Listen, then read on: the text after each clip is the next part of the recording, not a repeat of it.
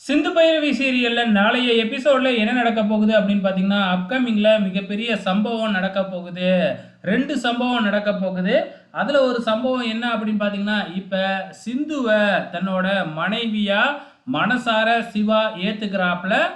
சிந்து எந்த கோயில்ல வச்சு எனக்கு தாலி கட்டினாரு அப்படின்னு பொய் சொன்னுச்சோ, அதே கோயிலுக்கு சிவா வர வச்சு ஃபர்ஸ்ட்டு உன்னை என்னையால மனைவியா ஏத்துக்க முடியாது அப்படின்னு ஃப்ராங்க் பண்ணிட்டு அதுக்கப்புறம் மனைவியா ஏத்துக்கிறாப்ல சிவா.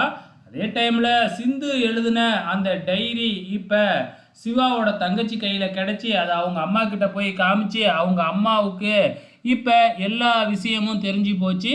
ஏன்னா இந்த சிந்து தேவையில்லாம பார்த்தீங்கன்னா எல்லா உண்மையுமே டைரியில எழுதி வச்சிருக்கு. இது ஒன்று போதும் இல்லையா?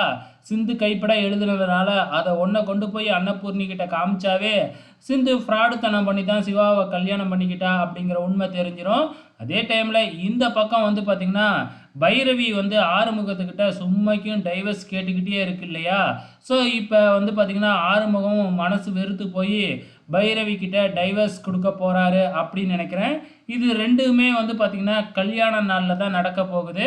ஏன்னா கல்யாண நாள் 2 பேருக்கும் ஒன்றா தானே நடந்துச்சு கல்யாணம். அதே மாதிரி கல்யாண நாளும் ஒரே நாள்லேயே நடக்க போகுது.